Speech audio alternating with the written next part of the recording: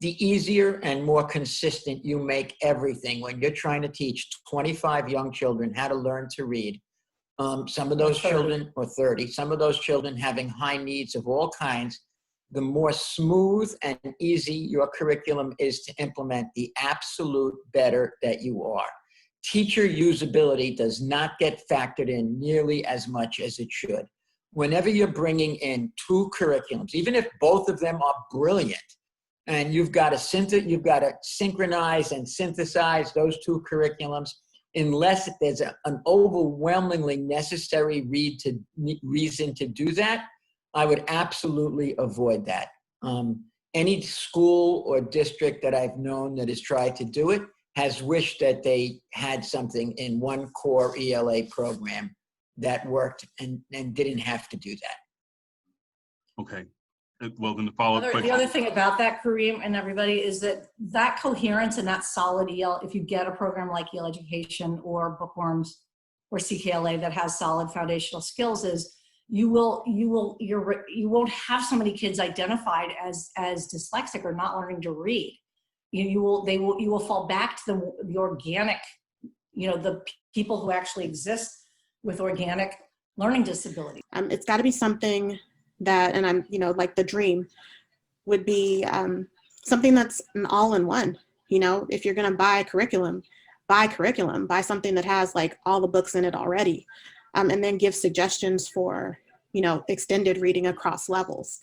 Because right now schools are making decisions around like, oh, well, I'll have to buy RAS Kids, I'll have to buy other computer programs so that I can make sure that kids at every level can access this, new ELA, things like that.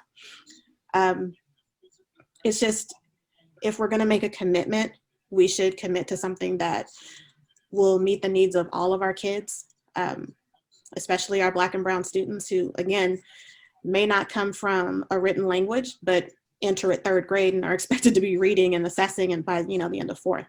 So I would just entreat you to really think about what looks nice and what sounds good, but worked in, a suburban district and not necessarily a district that looks like ours. And we're special, Oakland is special. We have kids across every possible spectrum, but really we need to be focusing on making sure that our kids can read first and foremost. For the collaborative, the CCC Learning Hub or the Learning Suite, I would say it's really, really easy for teachers to use, and it's high quality materials. And that it's lacking in the content knowledge. And I think that our kids in Oakland really deserve deep content knowledge. I would want to make sure that they're really focused on teacher usability, however, as like a primary factor, because turnover is high and it takes a long time for a teacher to internalize a new curriculum, and we want that internalization and the application to instruction to happen as quickly as possible, because our kids deserve that. Our kids deserve high quality education. They don't deserve like year after year of teachers trying to grapple with a new curriculum. And our teachers are stressed out, they're underpaid, and they deserve the best tools they possibly can have access to address the learning needs of their population. Let's see, what else would I say? I think I would say that this is a really important decision, so don't make it hastily, especially if this is going to be like a decade. And it's very important that the Oakland Selection Committee deeply understands the history of curriculum adoption in Oakland, and understands the failed attempts in the past, and with curriculum that could have been really good for kids, what went wrong in the adoption process. And I think they need to really think about strategic rollout of whatever curriculum they select. I don't know if that is the role of the selection committee, but I think once they select a curriculum, they need to be really mindful about how it's rolled out and the support that teachers will get in the process, and that principals will get in the process. So I think EL is a comprehensive approach to whole group instruction for a literacy, ELA, humanities, whatever you want to call it, block, right? Like it covers all of its bases and gives kids exposure to really like interesting ideas, lets them write about a text, read about nonfiction. Like I just worked with the 2nd grade unit on like it's a fossils unit, and they read a story about, you know, finding bones in 2nd grade, and then they learn about how to be paleontologists, and the kids were like all in 110%, like even via Zoom, 2nd grade, like they're paleontologists. And like it's so powerful, and it is so exciting, and it's so engaging. So I would want, like, that is why I would advocate for that curriculum specifically, is because there's just, it's like there's so much there that is so enriching for kids and goes beyond just like teaching skills and literacy. What I will say, and one thing that I really appreciate about Wit and Wisdom, or completely is what I've been more familiar with, is focus on like text. Like 70% of class in a Wit and Wisdom class is kids engaged in a text. So it's really like text forward. I would say EL is more theme topic forward, where they're doing a lot of reading, but they're also watching videos, and they're also, you know, having discussions, and they're also writing. I think. Yeah, I think my thoughts are invest in great implementation.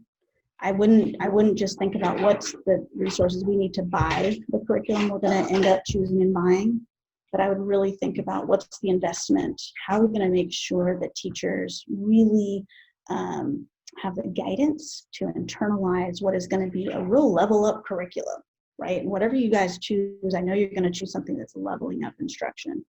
And so I would just say make sure you're investing in the implementation. Not just handing people material. No one would do that, but I think it is a common mistake, is we get all excited, we buy the stuff, and it's like a technical fix, but we have to change the behaviors around planning time, for example. And so I would just say, what would be, you know, for Oakland to really think about, what's that investment to really secure and guarantee the success of the curriculum implementation in terms of time and people power. And that kind of thing. I also think starting smaller can be really helpful. You know, start with your power hitters, get some great examples in your buildings, then build out when you have your own local exemplary models. I think those are some things that we've learned nationally really help when you're trying to foster kind of instructional adoption or instructional change. From my personal experience, I feel like this was, when my mentor got brought into my life and gave me this curriculum and taught me this, I feel like it was a godsend, because I felt like I wasn't teaching any like before. Now I feel like my kids are learning to read, and they're reading, some of them at a higher level, so a lot of them on grade level, and it really felt like it was an angel brought this to me, and that my kids are actually learning, and it's exciting for me. And every time I see them progress and move groups, I get like chills. I get so excited, because that just wasn't happening before. So I believe in this curriculum wholeheartedly. It actually teaches kids to read, and it's easy for teachers. And best of luck with your class. It seems to be going well. Yeah. Are you open to having people, like if the committee or others wanted to see stuff happening, could they Zoom in and see it? I am absolutely okay with that. I would have to check with my principal about the rules and stuff, but I'm pretty sure it would be completely fine.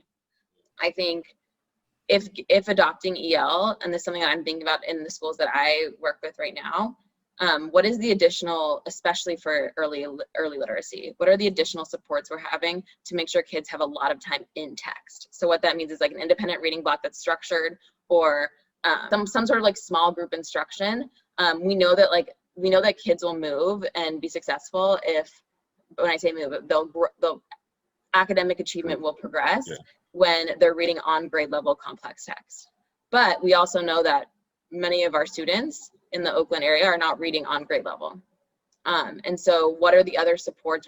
I don't want to call it I don't like the word intervention. I like the word like acceleration. Like, how are we accelerating the kids that are not reading on grade level to get to grade level, in addition to a really robust whole group curriculum such as EL? So that would be like what I would share, is that I think we need to be intentional about putting text forward, but also maintain this like really rich, exciting, fun curriculum that I think EL provides. I would say it's really important to focus on the data, and that we want to make sure that we are adopting something that really works and that will really work for our population. And so I think like a really intensive rubric is necessary, and an agreed upon rubric before diving into these different pieces. I would also tell the Oakland Selection Committee to be really mindful about what works for early readers or beginning readers, and then how different that might be. I'm sure that the foundational skills instruction is really strong. They might want to consider something that is supplemental for foundational skills. And I know that that's something that like there's a lot of resistance around, but we need to do what works for our kids. We need to make sure that there is curriculum that will ensure that they get access to their civil right to read. And so that might mean something supplemental in the K-2 world, and then as an intervention beyond that. I would say you can't compare students in Oakland to students in districts that don't look like ours, right? So we have to focus on foundational learning pre-K-5. We've got to find something that has foundational, phonics, letter sounds, high frequency words, just all of that word building and things like that, and vocabulary development throughout, from pre-primary all the way up to 5th grade, because our kids come in at different entry levels. We have to have something that isn't such a huge lift that schools have to make the decisions between bringing professional development from outside onto the campus in order to train teachers across years, or buying books, right? Because that's really the decision. The decision is, do we have the books at every level that the kids need and will be interested in, or do we pay for PD so that teachers can teach kids to read the books? Which is, those are the decisions that we're faced with. And then finally was the last question about administrators. I would say administrators, you got to get in those trenches with your teachers. You can't supervise it unless you know it. So there's no opting out. The APs, the principals got to be in there with their teachers on this. You can't observe it if you haven't been in it. You've got to learn how to lead the internalization meetings. You've got to learn how to lead the student work meetings. You've got to go in and model a unit and try out a lesson. These are the things you've got to do to model being a risk taker, to model leveling up your own instructional capacity, as we ask our teachers to do the same. So I always just you get so much cred if as an admin, you got to get in there and do it yourself. And your teachers love seeing you make mistakes, you know what I mean? Because you're human, right? And that's part of every human's learning process. So that's what I've just encouraged. Make it a team effort. Get in there together. Get in the trenches. Get dirty with it. Right.